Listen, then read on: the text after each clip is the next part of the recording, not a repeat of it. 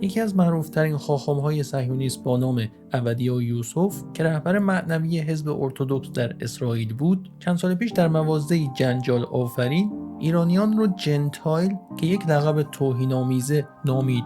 او گفته بود تنها هدف خلق غیر یهودیان خدمت به یهودیان است. آنها کار میکنند، شخم میزنند و درو میکنند و ما یهودی ها مثل یک ارباب مینشینیم، خوش میگذرانیم و در ناز و نعمت زندگی میکنیم. دقیقاً برای همین است که خداوند جنتایل ها را خلق کرد تا به ما خدمت کنند. او به شاگردانش گفت شما به هیچ وجه نباید نسبت به اعراب و ایرانیان بخشایشگر باشید.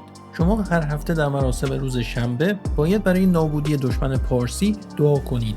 نام ایرانیان باید در مراسم تبرک سال نو یهودیان با عنوان یکی از اصلی ترین دشمنان یهود نام برده شود. باشد یکی از معروفترین خاخام‌های صهیونیست با نام عبدیا یوسف که رهبر